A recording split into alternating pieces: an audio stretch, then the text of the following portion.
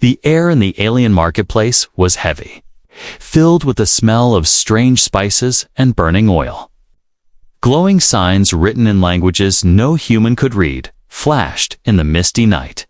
Crowds of tall Koryo croats, of tall, scaled merchants moved between stalls. There, voices rough, their eyes sharp. It was a place where outsiders were watched. And humans were almost never seen alive. James stumbled forward, pushed hard by two armored alien guards. His hands were tied with glowing restraints that burned his skin if he pulled too hard. The guards dragged him toward the center of the market. Square where a raised platform stood, every step made the crowd turn and look, whispers following him like shadows. Some aliens laughed, others made hissing sounds, as if they already knew what was about to happen. At the top of the platform stood Vera. She was tall, her body covered in black and silver scales that caught the light. Her golden eyes glowed like molten metal. A long cape made of some kind of alien animal fur swayed behind her. She was the ruler here, and she enjoyed reminding everyone of it. The guard shoved James to his knees in front of her. The crowd grew quiet, waiting for her to speak. Vera tilted her head, studying him like he was a strange bug she had found. Then, her lips curved into a slow smile. "Why aren't you trembling, human?" she said, her voice carrying across the square. "One word from me, and my pet will devour you." A low, heavy growl rumbled from somewhere close. James glanced to the side. A huge to-ply iron cage stood only a few steps away. The bars were thick, almost as wide as his arm. Inside, something moved in the shadows.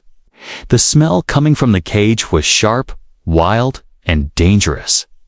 Vera's smile widened as she turned to the cage. "Do you hear it?" she asked. "It's hungry. It has been waiting for this moment." The creature inside let out another growl.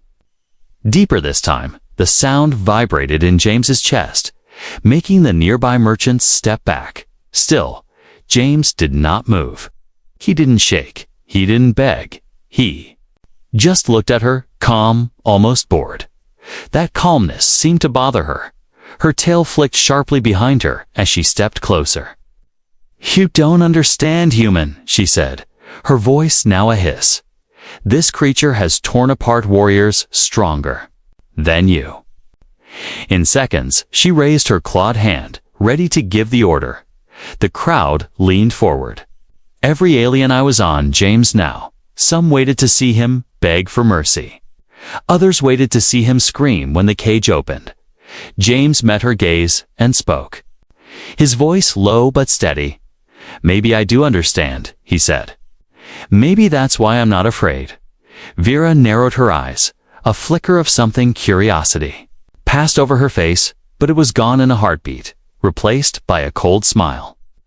"Let's see how long that lasts," she said. She turned to the guards, opened the cage. Metal groaned as the lock was turned. The sound echoed in the square like a warning. The crowd backed away, giving the cage a wide space. The creature moved again, its shadow stretching across the ground. James could see the flash of teeth in the dim light, rows of long curved fangs glistening with saliva, two burning golden eyes locked on him. The air around the cage seemed to grow hotter, heavier. The guards slid the door open. The creature stepped out slowly. Its body was massive, black fur rippling over muscle.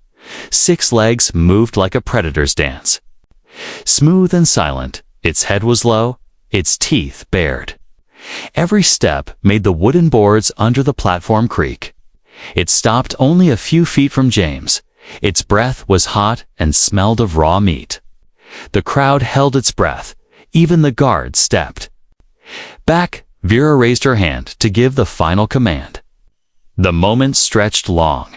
The only sound was the slow growl of the beast and the pounding of James's heart. The alien queen's voice cut through the silence. "Eat," she ordered. The beast tensed, muscles coiling, ready to strike. James didn't move, not a flinch, not a blink. His eyes met the beast's, and something passed between them, a flicker of recognition. The growl faded, replaced by a low, almost questioning sound.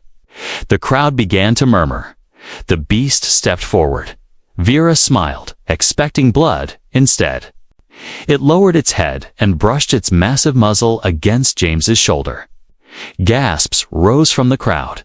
Vera's smile froze. James slowly raised his tied hands and placed them against the beast's fur.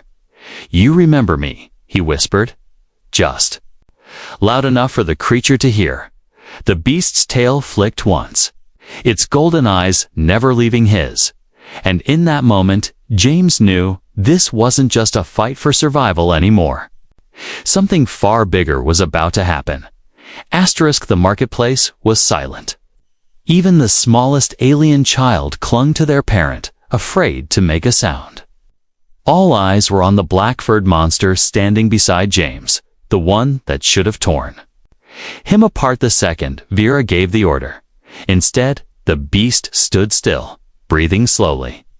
Its head close to his shoulder, the golden glow in its eyes was not rage now, but something older, something softer. James could feel the heat from its breath, hear the slow rumble deep in its chest. It was not a growl of anger, more like the sound of a creature that was thinking. Vera's smile had frozen, her claws twitched, the smooth control in her body slipping just a little. She stepped forward, her long tail dragging over the wood of the platform. "Kill him," she ordered again, her voice sharp. The beast didn't move, its 6 legs stayed planted. Its eyes never left James.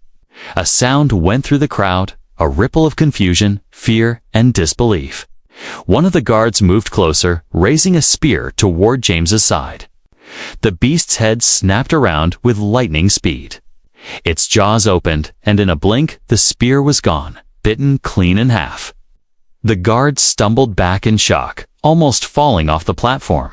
The crowd gasped. This time, Vera's tail lashed sharply. "Obey me." She hissed at the beast, but her voice had lost some of its power. James looked into those golden eyes. Memories came rushing back.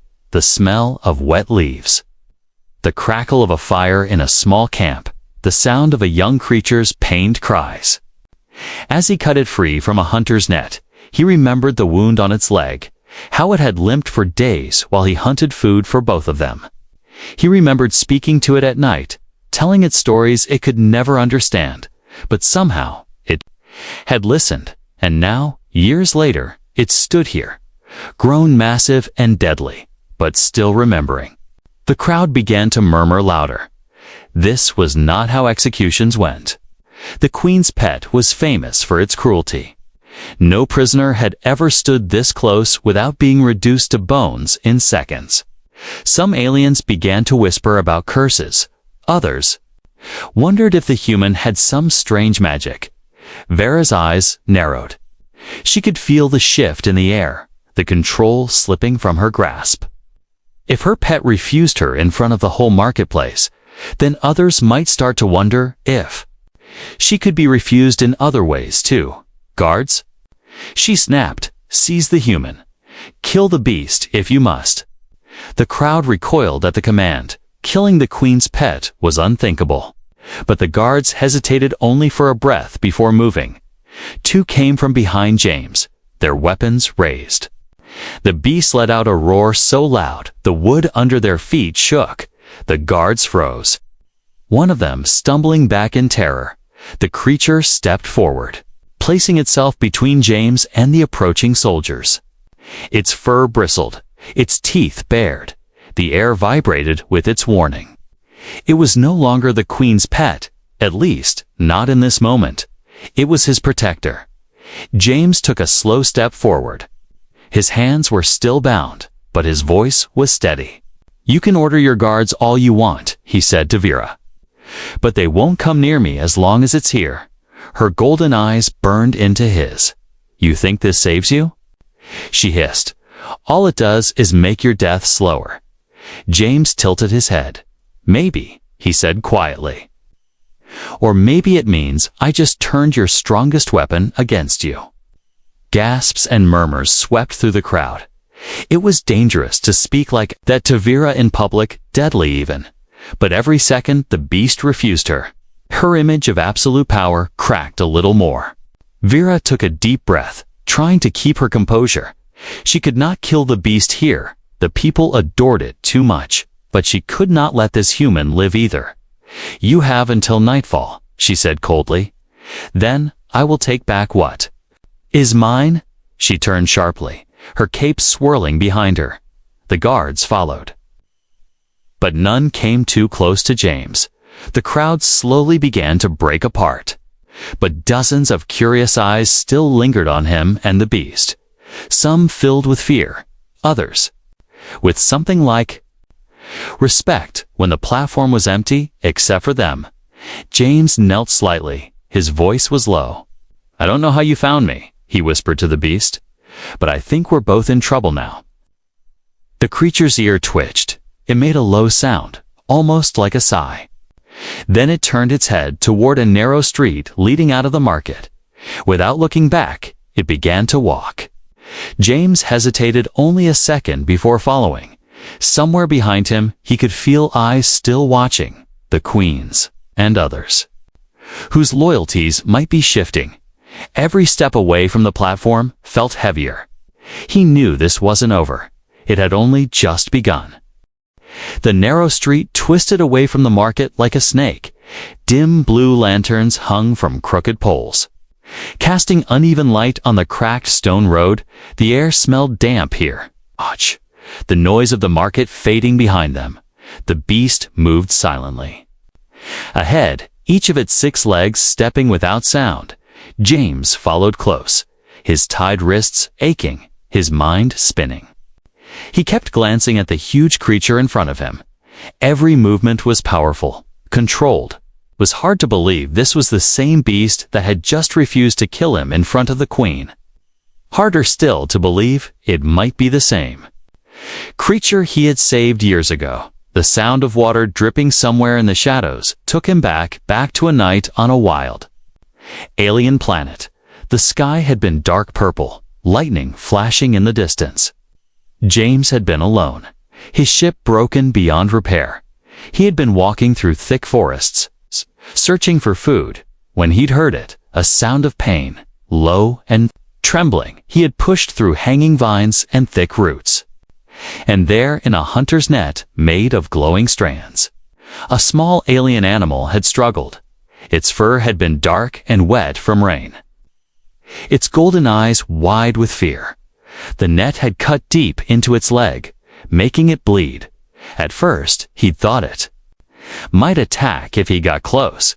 Its sharp teeth and strange claws had been clear warnings, but it had been too weak to fight. James had crouched down slowly, talking in a calm voice. "You're stuck," he had said softly, even though the creature couldn't understand. "I'm going to get you out." It had watched him closely as he cut the strands. When the last one broke, the animal had fallen into the mud. It had tried to stand, but its injured leg had given way. So James had carried it back to the small shelter he had built near a fallen tree. For days, he had hunted small creatures for food and shared it. He had cleaned the wound with boiled water every night. The creature had curled up close to his fire. It had made low sounds that almost felt like purring. Then, one morning, it was gone. No tracks, no sound, just gone. James had thought he would never see it again, until today, when golden eyes had met his in the Queen's market. The memory faded as the beast stopped suddenly, its head turned, ears twitching. From somewhere ahead came the soft clink of metal. Footsteps. James's chest tightened. The Queen's bounty hunters were fast. Too fast. He wasn't ready for another fight. The beast gave a low rumble and led him down another side path. This one was even darker. The air colder. The walls on either side seemed to close in. It was like walking inside the ribcage of some giant dead creature. At the end of the path was an old wooden door. The beast pushed against it with its head until it creaked open. Inside was a small, hidden room lit by a single flickering lamp. The walls were stone, covered in strange carvings. It smelled of dust, old paper, and something alive. In the corner, a small alien woman with green skin and wide, curious eyes looked up. She froze when she saw James. Then her gaze moved to the beast, and she relaxed. "You brought him here," she said softly to the creature. Her voice was musical. But her words were meant for it, not for James. The beast gave a low chuff, then sat down in front of her like a giant guard. The woman's eyes returned to James. "You saved it, didn't you?" she asked. James hesitated. "Years ago," he said. "I didn't know it would remember." The woman gave a small, almost sad smile. "They never forget kindness," she said. "Not creatures like this." James looked at the beast again. "Why does the queen keep it?" he asked. The woman's smile faded, because it was the only one left. She said, her voice lower now. She took it from the wild when it was still young. And she told everyone it was her pet, her weapon. But the truth is, it belongs to a family, a pack, and without it, they're dying. James felt a cold weight in his stomach. If that's true, then... he began. The woman nodded before he could finish. "Then the queen's power depends on keeping it alone," she said. "If you take it back to its pack, she loses more than just a pet. She loses the symbol of her strength. Outside, the sound of footsteps returned. Louder this time, the woman's eyes widened. "They're here," she whispered. She turned to the beast, speaking quickly in a language James couldn't understand. The creature's golden eyes flared brighter. It stepped toward James, lowering itself slightly, as if telling him to climb on. James hesitated only a second before swinging a leg over its broad back. The woman moved to the door. "Go," she urged. "They will kill you both if you stay." The beast moved fast, bursting through a second, hidden exit at the back of the room. Cold night air hit James's face as they charged into the shadows. Behind them, voices shouted and weapons clanged, but the beast didn't slow. Its muscles moved like coiled steel under him, and James knew this wasn't just escape. It was the beginning of something bigger. The beast ran like the wind, its 6 legs pounding against the narrow stone streets, sending echoes through the night. James held tight to the thick fur on its neck, his bound wrists aching with every jolt. The air was sharp and cold, the sound of shouting behind them fading. But not disappearing. They reached the edge of the marketplace, where the buildings grew smaller and the streets opened into wider roads. Here, the night was quieter, but danger still clung to every shadow. The beast slowed, its golden eyes scanning the darkness. It finally stopped beneath the broken arch of an old gate hidden in a tangle of vines. James slid down from its back. Landing on the cold ground, he took a deep breath, his legs trembling from the ride. The beast stood beside him like a silent guardian, its head turned toward the city, ears twitching at the faintest sound. James knew they couldn't stay here long. The queen wouldn't let him just vanish, not after what happened in the square. She couldn't afford to look weak, not in front of her people. In the heart of the city, Vera sat in her high hall, the glow of crystal lamps flickering across the black scales on her face. Her claws tapped against the arm of her throne. Her thoughts burned hotter than the fire pits around her. The image of her pet standing beside the human refused to leave her mind. The market's whispers had already begun to spread. By morning, half the city would have heard the story. Some would doubt her control. Some would wonder if her power was just an illusion. And illusions were dangerous once cracked. They could shatter completely. She turned to her captain of the guard. "I want the human alive," she ordered. "Bring me the beast unharmed." If possible, her tone made it clear that unharmed was optional. The captain bowed and left, but the look in his eyes said he already feared the task ahead. Back under the broken arch, James crouched beside the beast. "She's going to come." "For us," he whispered. The beast made a low, steady sound, almost as if it agreed. James looked around, his mind racing for a plan. They couldn't just run forever. The Queen's reach was too long. Her spies too many, if they wanted to survive. They needed more than escape. They needed to hit back. A faint sound made him look up. 3 figures stood at the edge of the overgrown path. Half hidden in shadow, they weren't guards. Their clothes were worn, their faces hidden by hoods. One of them stepped forward slowly. "You're the human." The voice was low, rough. The one the Queen tried to feed to her pet. James stayed silent, his eyes narrowing. The figure took another step. "We saw it." They said, "We saw the beast choose you instead of her," behind the speaker.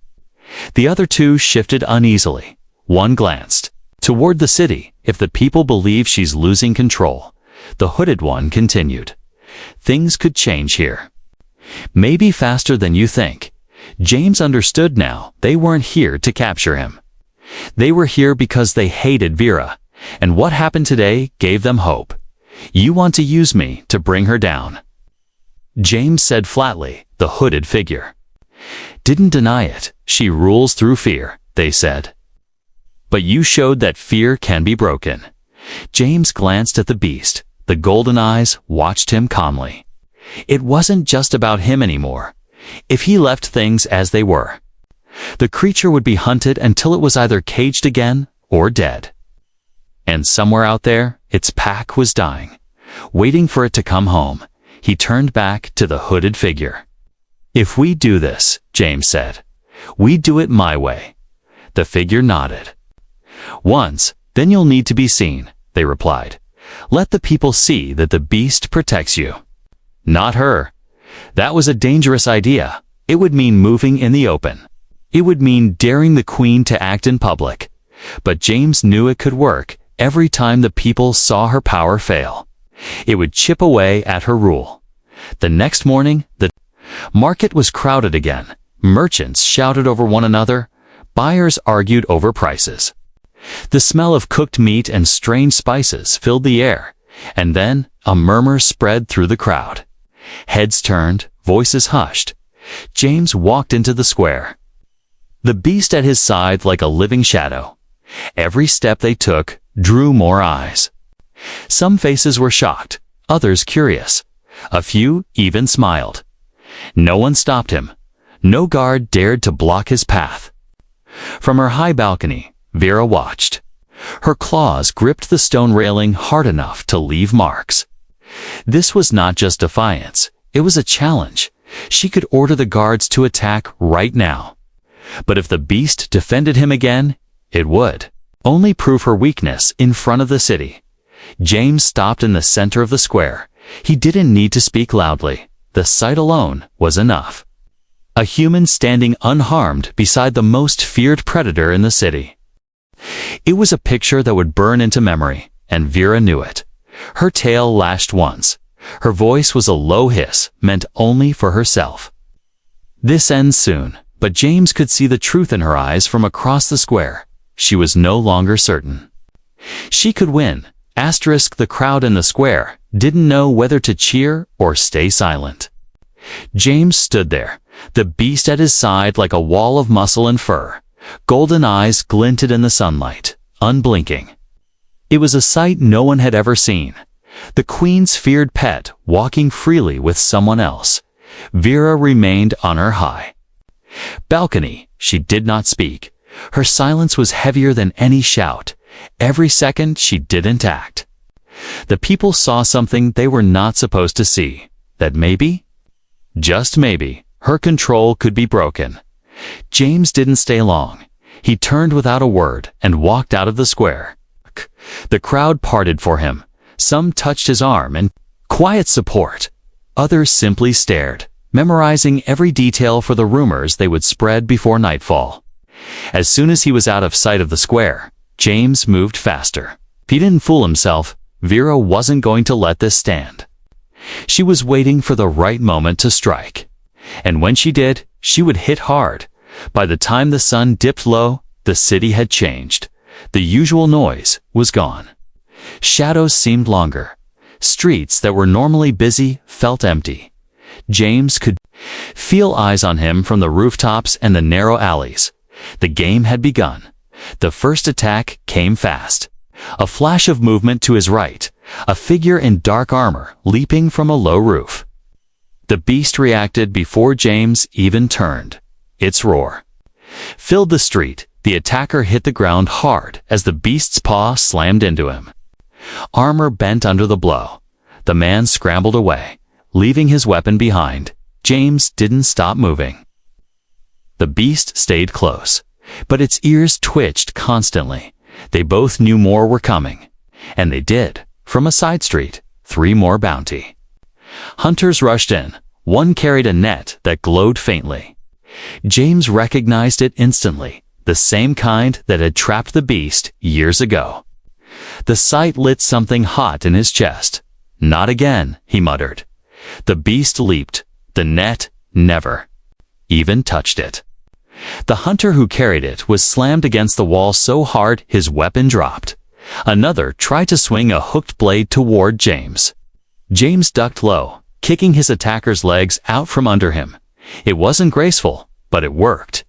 The last one froze. Golden eyes were on him, and he dropped his weapon without a word. The beast's growl followed him until he vanished into the shadows. James knew they couldn't keep fighting in the open. Sooner or later, someone would get lucky. They needed to disappear, at least for now. He guided the beast toward the old gate at the city's edge. Beyond it lay the ruins, a place most avoided. Stories claimed the ground there was cursed. James didn't care about curses. He cared about being somewhere Vera's guards wouldn't follow without hesitation. They reached the ruins by nightfall, broken walls and half-buried. Statues rose from the ground like the bones of giants.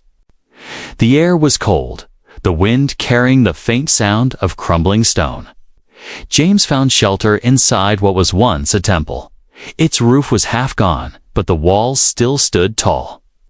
The beast settled in the shadows, its massive body blending into the dark. James sat against a broken pillar, his wrists still tied. The adrenaline from the day began to fade, leaving exhaustion in its place. But rest didn't come. A sound carried on the wind voices. They were still hunting him. Even here, the beast stood slowly, silent as the night, its ears turned toward the noise. James rose too, his heart beating faster. He knew they couldn't keep running forever. They had to turn this hunt into something else, a trap. When the voices drew closer, James moved. He crouched low behind a wall, the beast waiting beside him like a coiled spring. The first of the Queen's soldiers stepped into the temple ruins. The others followed, their weapons ready, they thought. They had cornered him. James waited until they were all inside. Then he gave a sharp nod to the beast. The roar that followed shook the stones. Soldiers stumbled, some dropping their weapons in panic. The beast moved like lightning, knocking to a side before they could even react. James grabbed a fallen spear. The ropes around his wrists burned as he used the blade to cut them loose. For the first time in days, his hands were free. The remaining soldiers backed away. They had expected an easy kill. Instead, they found themselves facing something wild. Something that didn't fear them or their queen. When the last of them fled into the darkness, James leaned against the wall, breathing hard. The beast returned to his side, unhurt. He looked into its golden eyes and saw something there, not just loyalty, but understanding. "This isn't just survival anymore," James said quietly. The beast tilted its head. "It's war, and somewhere in the city." Vera was already preparing her next move, one that would force James out of hiding and into the heart of her power. The ruins were quiet again. Only the wind moved, curling through the broken pillars and cracked walls. James leaned against a fallen stone. Breathing slowly, the beast stood beside him, its golden eyes watching. The shadows, For the first time since the market, James felt a strange pull, not toward the city, but deeper into the wild land beyond. It wasn't a thought, not even a voice. It was just a feeling, a silent message in the way the beast stood. It wanted him to follow. James glanced toward the distant city lights, and then back at the dark horizon. If we leave, he whispered, Vera will think we're running. The beast gave a low sound, almost like disagreement. It turned and began walking toward the hills. James sighed, picked up a spear from the fallen soldiers, and followed. The night was cold. Stars hung low over the jagged hills. They walked for hours, leaving the city far behind. The land became rough, covered in sharp rocks and twisted plants. The ground smelled of dust and old rain. Near dawn, the beast led him into a canyon. The walls were high, cutting off most of the light. James heard the faint trickle of water somewhere ahead. The air was cooler here, almost fresh. The sound of claws on stone echoed softly as the beast moved deeper inside. They reached a narrow passage that twisted into a hidden cave. At first, James saw nothing in the dark. Then, a soft glow lit the space, dozens of golden eyes staring back at him. He froze.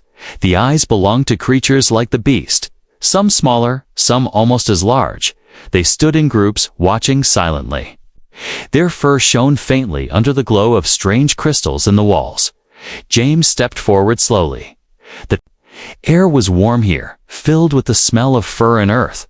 The creatures didn't move, but their eyes followed his every step.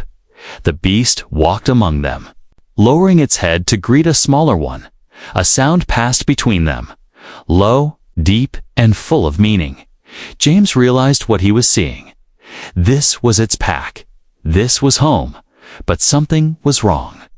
Many of the creatures were thin. Some lay weak. In the shadows, their breathing slow. James felt a twist in his chest. They're starving, he murmured. A voice came from the darkness to his left. Yes, it said softly. James turned and saw the same green-skinned woman from before. She stepped out of the shadows, her eyes tired but steady.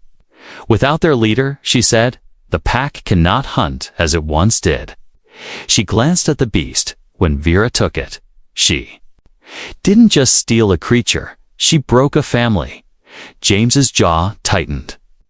She kept it in the city as a trophy, he said. The woman nodded, and as a weapon, she added, every time the beast killed for her. The people were reminded that she commanded death itself. James looked back at the pack. Some of the younger ones stared at him with open curiosity.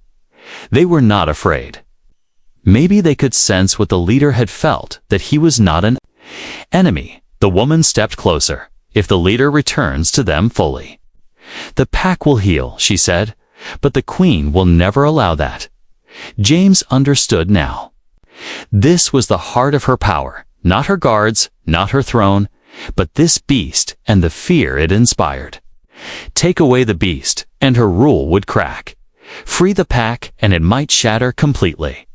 He turned to the woman. Then we need to get them out. He said, all of them. Her eyes widened slightly.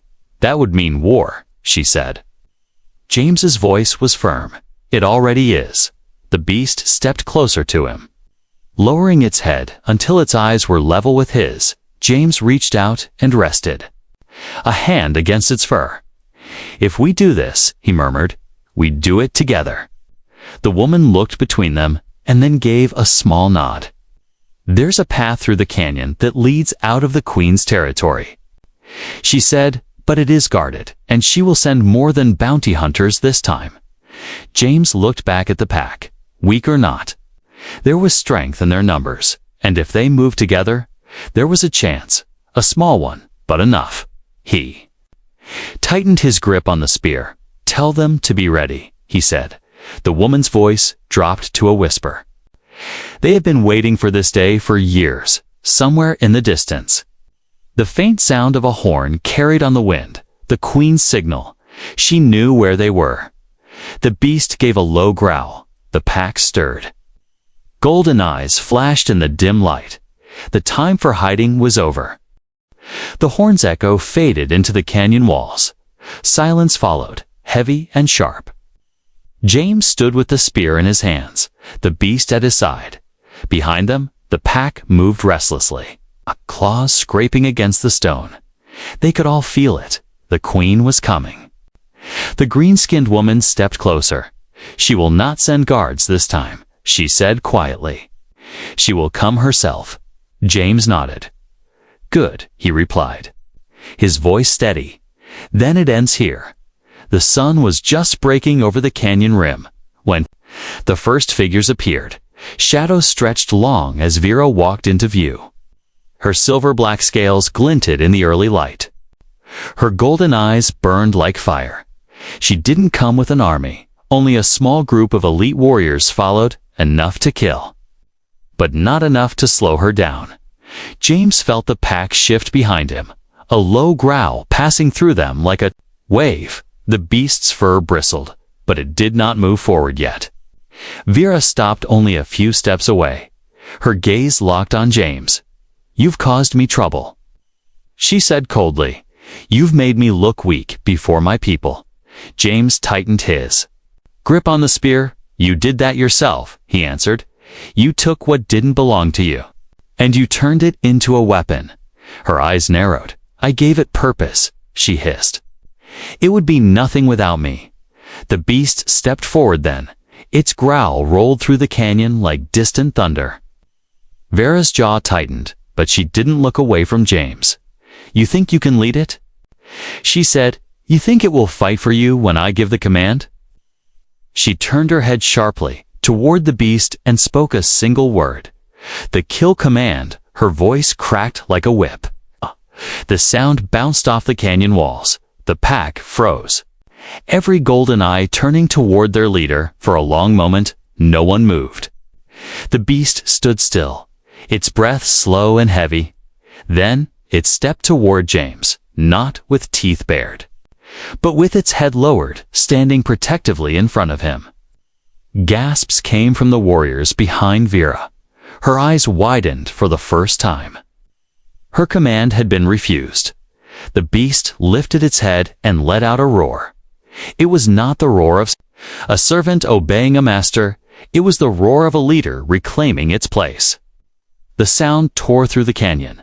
The pack answered in unison, their voices rising like a storm. Vera's warriors faltered. Some stepped back. The queen's tail lashed violently as she bared her teeth. "You will die for this human," she spat. James stepped forward, the beast moving with him. "Not today," he said. "Today you lose." Vera lunged, her claws flashing. The beast met her halfway, slamming into her with bone-cracking force. The canyon floor shook as they collided. Dust exploded into the air. The pack surged forward, scattering. Her warriors, the sound of snarls and shouts filled the space. James moved through the chaos, his spear striking to keep enemies away. Everywhere he looked, the queen's warriors were falling back. They had trained to fight enemies, not a whole pack of predators fighting together. Vera fought with speed and fury, but the beast was stronger now. It was not alone. Every time she tried to strike, another member of the pack forced her back. Her movements grew slower, her breathing heavier.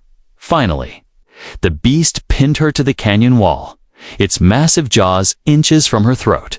The golden eyes locked on hers. For a moment, the canyon was silent again. The only sound was her ragged breathing. James stepped forward. He met her gaze and spoke in a low voice that carried to everyone. "This ends now." The beast stepped back, releasing her. Vera staggered. She looked around, her warriors gone or wounded, the pack surrounding her. The power she had carried for years was gone in an instant. She turned without another word and disappeared into the shadows of the canyon. No one followed her. James looked at the pack. They stood still, breathing hard. The beast walked to his side and pressed its head gently against his arm. He rested his hand in its fur. "You're free now," he said softly. The green-skinned woman appeared beside him. "You've done more than free them," she said. "You've given our people hope." The sun climbed higher. Its light spilled into the canyon. The pack began to move, slipping away into the wild. The beast stayed a moment longer, its golden eyes watching James. Then it turned and followed its family. It stepped sure, its head high. James stood alone in the canyon. The wind carried the sound of the pack's voices far into the distance. And he knew the game was over. Vera's reign would never be the same again.